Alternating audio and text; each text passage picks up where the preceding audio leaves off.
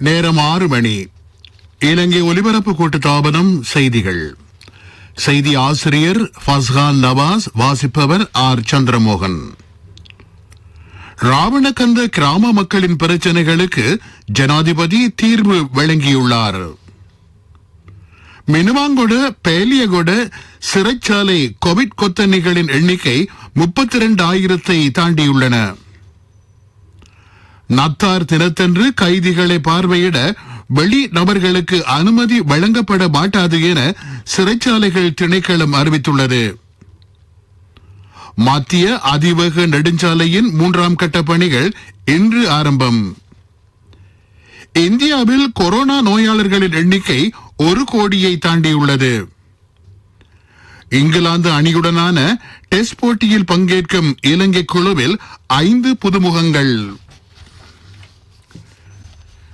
கிராமத்துடன் சிநேகபூர்வமான கலந்துரையாடல் என்ற நிகழ்ச்சியில் கலந்து கொள்வதற்காக ஜனாதிபதி கோட்டபாய ராஜபக்ச நேற்று பலாங்கொட எம்பல்பே ராவணகந்த கிராமத்திற்கு விஜயம் செய்தார். ராவணகந்த கிராமத்தில் தெரிவு செய்யப்பட்ட கிராமத்தின் தோர வெலக்கந்த பாடசாலை மைதானமும் அபிவிருத்தி செய்யப்படுகிறது. இந்த கிராம மக்கள் ஜனாதிபதியிடம் தமது சுக துக்கங்களை தெரிவிப்பதற்காக அங்கு சென்றிருந்தார்கள். பல்வேறு கிராமங்களுக்கான நுழைவாயிலையும் அபிவிருத்தி செய்யுமாறு ஜனாதிபதி இதன்போது பணிப்புரை வழங்கினார். இதற்கு அமைவாக புதிய பாலங்களை நிர்மாணிக்கும் பணிகள் முன்னெடுக்கப்பட இருக்கின்றன. கிதுல் உற்பத்தியை தடையின்றி மேற்கொள்வதற்கு அனுமதி வழங்குமாறு ஜனாதிபதி போலீசாருக்கும் வன ஜீவராசிகள் திணைக்களத்தின் அதிகாரிகளுக்கும் பணிப்புரை வழங்கினார். கிதுல் சார்ந்த நடவடிக்கைகள் உட்பட அன்றாட வாழ்வாதார நடவடிக்கைகளுக்கென வன பாதுகாப்பு மற்றும் வன ஜீவராசிகள் பகுதிகளுக்கு நுழைவோருக்கு எதிராக வழக்கு தாக்கல் செய்ய வேண்டாம் என்று ஜனாதிபதி கோரிக்கை விடுத்தார். தேயிலை கொழுந்துகளை ஏற்றிச் செல்வதில் காணப்படும் தாமதங்களை தடுப்பதற்கான வசதிகளை ஏற்படுத்துமாறு ஜனாதிபதி பிரதேச அரசியல்வாதிகளுக்கு பணிப்புரை வழங்கினார். மக்களின் நீண்டகால காணி பிரச்சனைகளுக்கு தீர்வு வழங்குமாறும் ஜனாதிபதி கோட்டபாய ராஜபக்ச உரிய அதிகாரிகளிடம் கோரிக்கை விடுத்தார். பாடசாலைகளில் நிலவும் ஆசிரியர் வெற்றிடங்களுக்கு தீர்வு காணுமாறும் உரிய பாடசாலைகளின் உட்கட்டமைப்பு வசதிகளை அபிவிருத்தி செய்யுமாறும் ஜனாதிபதி அறிவுறுத்தல் வழங்கினார். தமிழ் மொழி மூலமான ஆசிரியர்களின் வெற்றிடங்களை துரிதமாக பூர்த்தி செய்யவும் நடவடிக்கை எடுக்கப்பட உள்ளது. பிரதேச இளைஞர் யுவதிகளுக்கான பயிற்சி மத்திய நிலையங்களை ஆரம்பிப்பது பற்றியும் கவனம் செலுத்தப்பட்டது. பின்னவல மருதுங்ககந்த உட்பட கிராமிய வைத்தியசாலைகளின் வசதிகளை மேம்படுத்துமாறும் ஜனாதிபதி கோட்டபாய ராஜபக்ச கோரிக்கை விடுத்தார். பெங்கியாவத்த கழிவகற்றும் மத்திய நிலையம் தொடர்பாக மக்களின் சுகாதாரத்திற்கு பாதிப்பை ஏற்படுத்தாத வகையில் பொருத்தமான வேலை திட்டத்தை தயாரிக்கும் பொறுப்பு நகர அபிவிருத்தி அதிகார சபையை சாரும். எம்பல்பே பிரதேச செயலாளர் பிரிவில் பொருத்தமான மயானம் ஒன்றை அமைப்பதற்கான அதிகாரம் உரிய உள்ளூராட்சி மன்றத்திற்கு வழங்கப்பட்டது. ஜனாதிபதி பங்கேற்ற கிராமத்துடன் சிநேகபூர்வமான கலந்துரையாடல் என்ற நிகழ்ச்சியின் 3ஆம் கட்டம் இதுவாகும். முதலாவது நிகழ்வு பதுளை மாவட்டத்தின் ஹல்துமுல்ல கிராமத்திலும் 2வது நிகழ்வு மாத்தளை வில்கமுவா பகுதியிலும் இடம்பெற்றன. நீண்ட காலமாக தீர்க்கப்படாத மக்கள் பிரச்சனைகளை தீர்ப்பதற்கான வாய்ப்பும் இதன் மூலம் வழங்கப்படுகிறது. மினுவாங்கொட பேலியகொட சிறைச்சாலை கோவிட் கொத்தணிகள் எண்ணிக்கை 32,380 வரை அதிகரித்துள்ளன. நாட்டில் நேற்று மேலும் 660 கொரோனா நோயாளர்கள் அடையாளம் காணப்பட்டுள்ளார்கள். இதில் மேலும் 284 கொரோனா நோயாளர்கள் பேலியகொட கொத்தணியுடன் தொடர்புடையவர்கள் ஆவர். நாட்டில் நேற்று 5 கொரோனா மரணங்கள் இடம்பெற்றுள்ளன. இதன் மூலம் நாட்டில் இதுவரை இடம்பெற்ற கொரோனா மரணங்களின் எண்ணிக்கை 165 அதிகரித்துள்ளது. அகலவத்த பிரதேசத்தைச் சேர்ந்த 72 வயதான ஆணொருவர் கொரோனா தொற்றினால் உயிரிழந்துள்ளார். இவருக்கு உயர் குருதி அழுத்தமும் மாரடைப்பும் இருந்துள்ளமை தெரியவந்துள்ளது. மக்கொண பிரதேசத்தைச் சேர்ந்த 86 வயதான பெண்ணொருவரும் கொரோனா தொற்றினால் உயிரிழந்துள்ளார். சிறுநீரக நோய், நிமோனியா என்பனவற்றினால் பாதிக்கப்பட்டிருந்த கொழும்பு 15 சேர்ந்த 76 வயதான ஆணொருவரும் கொரோனாவினால் உயிரிழந்துள்ளார். மகரகம பிரதேசத்தைச் சேர்ந்த 50 வயதான ஆணொருவரும் கொரோனா தொற்றினால் உயிரிழந்திருக்கின்றார். வத்துப்பிட்டிவேல பிரதேசத்தைச் சேர்ந்த 86 வயதான ஆணொருவரும் கொரோனா தொற்றினால் உயிரிழந்திருக்கின்றார். இதேவேளை மேல் மாகாணத்திலிருந்து வெளியிடங்களுக்கு செல்பவர்களிடம் 7 மாறான முறையில் மேற்கொள்ளப்பட்ட ஆன்டிஜென் பரிசோதனையின் போது 5 பேருக்கு கொரோனா தொற்று ஏற்பட்டுள்ளமை உறுதிப்படுத்தப்பட்டுள்ளது. 451 பேர் இதன்போது பரிசோதனைக்கு உட்படுத்தப்பட்டார்கள். 5 இடங்களில் இவ்வாறான பரிசோதனைகள் மேற்கொள்ளப்படுகின்றன. பண்டிகை காலத்தில் பயணங்களில் ஈடுபடுவோர் கொரோனா நோய் பரவல் அபாயம் பற்றி கூடுதல் கவனம் செலுத்த வேண்டும் என்று பொது சுகாதார சேவைகள் பிரதி பணிப்பாளர் நாயகம் டாக்டர் ஹேமந்த ஹேரத் தெரிவித்துள்ளார். கொரோனா வைரஸ் அபாயம் நிலவும் பிரதேசங்களில் வசிப்பவர்கள் அத்தியாவசிய விடயங்களுக்காக அன்றி வெளியில் செல்ல வேண்டாம் என்றும் அவர் வலியுறுத்தியுள்ளார். வெளியிடங்களுக்கான நடமாட்டத்தை குறைத்துக் கொள்ளுமாறு அவர் கோரிக்கை விடுத்துள்ளார். சுகாதார ஊக்குவிப்பு பணியகத்தில் இடம்பெற்ற செய்தியாளர் மாநாட்டில் அவர் கருத்து வெளியிட்டார். சந்தையில் பொருட்களை கொள்வனவு செய்யும் போது சுகாதார பாதுகாப்பு நடவடிக்கைகளை பின்பற்றுமாறு வர்த்தக அமைச்சின் செயலாளர் பத்ராணி ஜெயபாதன தெரிவித்துள்ளார். நத்தார் கொண்டாட்டங்களை சுகாதார அமைச்சின் வழிகாட்டல்களை பின்பற்றி மேற்கொள்ளுமாறு அவர் கோரிக்கை விடுத்துள்ளார். நீங்கள் கேட்டுக்கொண்டிருப்பது இலங்கை ஒலிபரப்பு கூட்டுத்தாபனத்தின் செய்திகள். HDFC ஸ்மார்ட் கோல்ஸ் குறுகிய காலத்தில் பெரிய பெரியதாகட்டும்.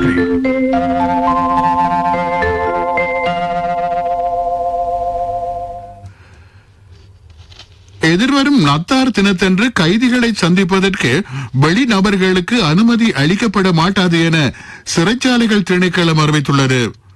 கொரோனா வைரஸ் பரவலை கருத்தில் கொண்டு இந்த தீர்மானம் எடுக்கப்பட்டுள்ளது. புலனாய்வு அதிகாரிகளிடமிருந்து பெற்றுக் கொள்ளப்பட்ட தகவல்களுக்கு அமைவாகவே மோட்டார் வாகன போக்குவரத்து திணைக்களத்தின் 600க்கும் அதிகமான ஊழியர்களுக்கு இடமாற்றம் வழங்கப்பட்டுள்ளதாக ராஜாங்க அமைச்சர் டிலம் அமுனுகம தெரிவித்துள்ளார். மோட்டார் வாகன போக்குவரத்து திணைக்களத்தின் செயற்பாடுகள் பற்றி கடந்த 12 மாதங்களாக புலனாய்வு துறை அதிகாரிகளின் ஒத்துழைப்போடு மேற்பார்வை நடவடிக்கைகள் மேற்கொள்ளப்பட்டதாகவும் அவர் கூறினார். இந்த தீர்மானத்திற்கு எதிராக திணைக்களத்தின் ஊழியர்கள் எதிர்ப்புகளை தெரிவிக்க ஆரம்பித்துள்ளார்கள். ஆனால் இவ்வாறான நடவடிக்கைகளின் மூலம் இந்த தீர்மானத்தை மாற்ற முடியாது என்றும் அவர் வலியுறுத்தினார்.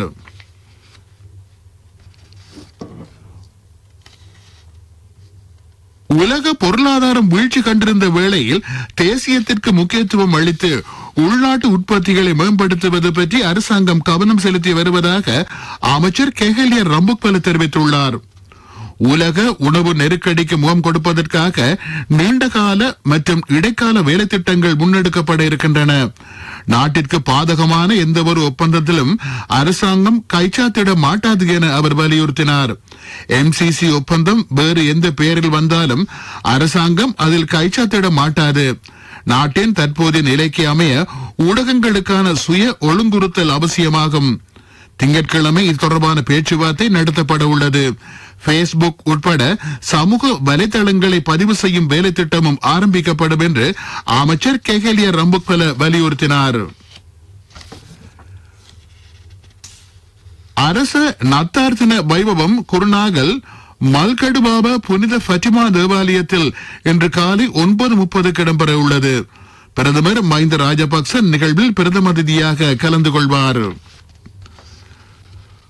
கொழும்பு மாநகர சபைக்கு உட்பட்ட பல்வேறு பகுதிகளுக்குமான 18 மணித்தியால நீர்வெட்டு இன்று காலை 9 மணி தொடக்கம் அமுல்படுத்தப்படும் என்று தேசிய நீர் வளங்கள் வடிகால் அமைப்பு சபை அறிவித்துள்ளது. இன்று காலை 9 மணி தொடக்கம் நாளை அதிகாலை 3 மணி வரையிலான காலப்பகுதியில் கொழும்பு 1, கொழும்பு 2, கொழும்பு 10, கொழும்பு 12 ஆகிய பகுதிகளுக்கான நீர் விநியோகம் தடைப்படும் என சபை அறிவித்திருக்கிறது. கொழும்பு 3, கொழும்பு 4, கொழும்பு 7, கொழும்பு 8, கொழும்பு 9 ஆகிய பகுதிகளுக்கான நீர் விநியோகம் குறைந்த அழுத்தத்தில் இடம்பெறும் என சபை அறிவித்திருக்கின்றது. சாஸ்திரியார்கிட்ட மகன ஜாதகத்தை கொடுத்தேன். 3 வருஷத்துல பெரிய இடத்துக்கு மகன் வருவான். இதுக்கு சாஸ்திரியை கேட்க வேண்டுமே, எனக்கு முதல்லயே தெரியுமே. நீங்க நீங்க என்ன சாஸ்திரியோ? மகண்ட எதிர்காலத்தை நினைச்சு HDFC ஸ்மார்ட் கோல்ஸ் கணக்கொண்டு திறக்கும் போதே எனக்கு தெரியும். பிள்ளைகளின் எதிர்காலத்தை நினைத்து சிந்தித்துக் கொண்டிராமல் HDFC ஸ்மார்ட் கோல்ஸ் கணக்கொண்டை திறந்து 3 வருடங்களில் அவர்களின் பட்டப்படிப்புக்கு வழி செய்யுங்கள். மேலதிக தகவல்களுக்கு அழையுங்கள் 2356-888. நான் HDFCக்கு போனது சாஸ்திரி சொல்ல இல்லையோ. HDFC ஸ்மார்ட் கோல்ஸ் குறுகிய காலத்தில் பெரிய பெரிய டார்கெட்டுகள். பிரதான செய்தி வழங்குவோர் ஒவ்வொரு வீட்டிலும் இருக்க வேண்டிய வீட்டு வைத்தியர் சித்தாலேப. மனை பொருளாதாரத்தை அபிவிருத்தி செய்வதற்கென மாதாந்தம் 1 பில்லியன் ரூபாய் ஒதுக்கப்பட்டு வருவதாக வறுமை ஒழிப்பு மற்றும் பொருளாதார மறுமலர்ச்சி தொடர்பான ஜனாதிபதி செயலணியின் தலைவர் பசில் ராஜபக்ச தெரிவித்துள்ளார். கோவிட்-19 வைரஸ் தாக்கத்தினால் பாதிக்கப்பட்டுள்ள நாட்டின் பொருளாதாரத்தை கட்டி எழுப்பும் நோக்குடன் இந்த தீர்மானம் எடுக்கப்பட்டிருப்பதாகவும் அவர் கூறினார். ஊவா மாகாணத்தின் பிரதிநிதிகளுடன் இடம்பெற்ற சந்திப்பில் அவர் இது பற்றி கருத்து வெளியிட்டார். பதுளையில் அமைந்துள்ள ஊவா பல்கலைக்கழக கேட்போர் கூடத்தில் இந்த சந்திப்பு இடம்பெற்றது.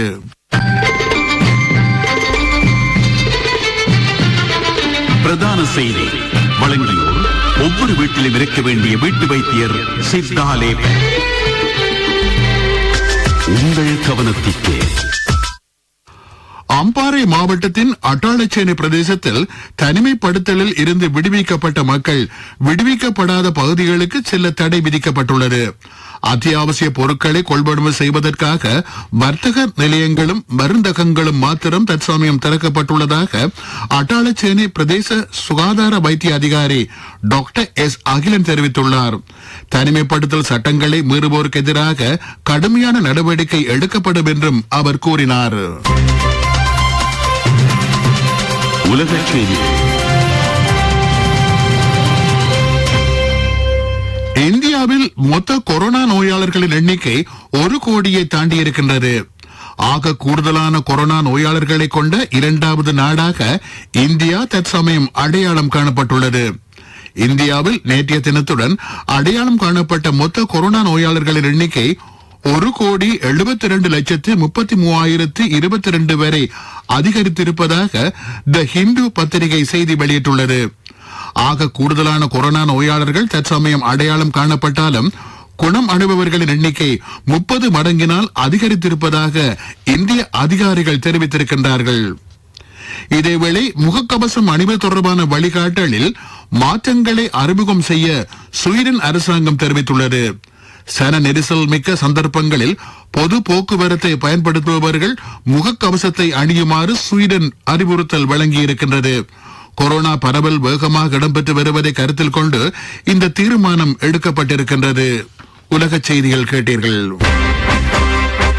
அபிவிருத்தி செய்திகள்.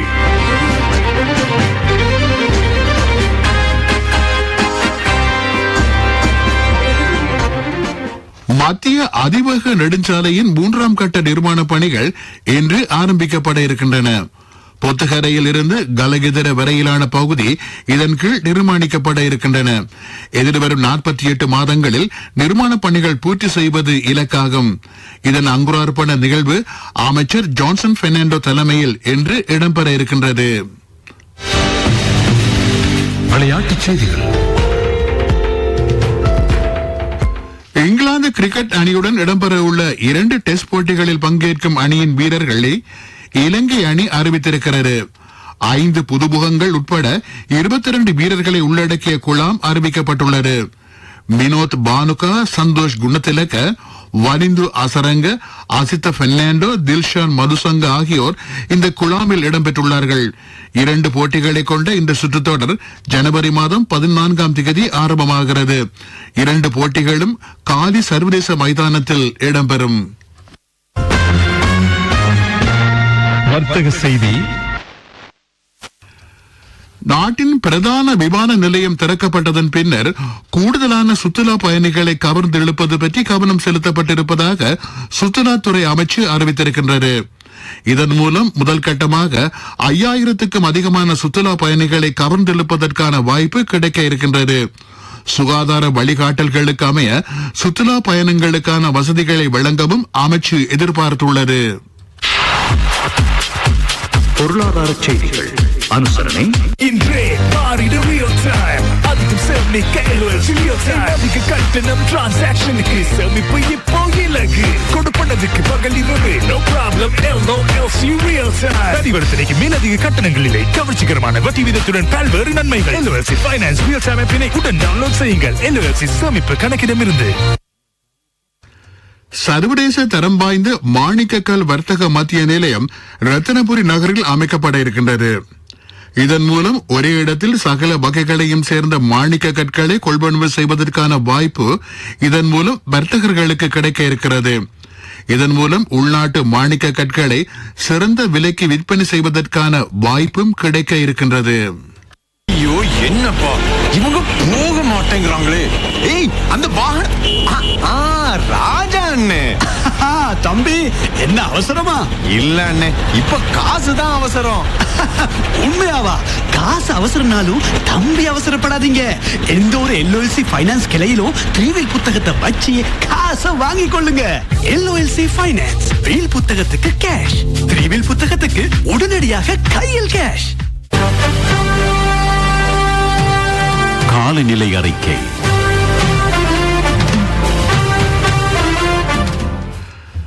நாட்டில் வடகிழக்கு பருவப்பெயர்ச்சி காலநிலை படிப்படியாக ஆரம்பித்து வருவதாக வளிமண்டலவியல் திணைக்களம் அறிவித்துள்ளது. வடக்கு, கிழக்கு, வடமத்திய ஊவா மாகாணங்களிலும் மாத்தளை மாவட்டத்திலும் மழை அல்லது இடியுடன் கூடிய மழை பெய்யலாம். ஹம்பாந்தோட்டை மாவட்டத்தின் பல இடங்களில் மழை பெய்யும் சாத்தியம் காணப்படுகிறது. சப்ரகமுவ மாகாணத்திலும் காலி, களுத்துறை, மாத்தறை மாவட்டங்களிலும் 100 மில்லிமீட்டர்களுக்கும் அதிகமான மழை பெய்யும் சாத்தியம் காணப்படுவதாக திணைக்களம் வெளியிட்டுள்ள அறிக்கையில் குறிப்பிடப்பட்டுள்ளது. காலநிலை அறிக்கை. மீண்டும் தலைப்புச் செய்திகள். ராவணக்கந்த கிராம மக்களின் பிரச்சனைகளுக்கு ஜனாதிபதி தீர்வு வழங்கியுள்ளார். மினுமாங்கொடு, பாலியகொடு சிறைச்சாலை கோவிட் கொத்தணிகளின் எண்ணிக்கை 32,000 தாண்டியுள்ளன. நத்தார் தினத்தன்று கைதிகளை பார்வையிட வெளிநபர்களுக்கு அனுமதி வழங்கப்பட மாட்டாது என சிறைச்சாலைகள் திணைக்களம் அறிவித்துள்ளது. மத்திய அதிவேக நெடுஞ்சாலையின் 3ஆம் கட்ட பணிகள் இன்று ஆரம்பம். இந்தியாவில் கொரோனா நோயாளர்களின் எண்ணிக்கை 1 கோடியை தாண்டியுள்ளது. இங்கிலாந்து அணியுடனான டெஸ்ட் போட்டியில் பங்கேற்கும் இலங்கை குழுவில் 5 புதுமுகங்கள். இத்துடன் செய்திகள் முடிவடைந்தன.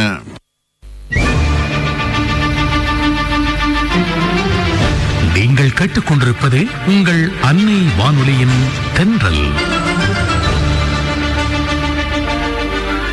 நேரம் 6 மணி 18 நிமிடம்.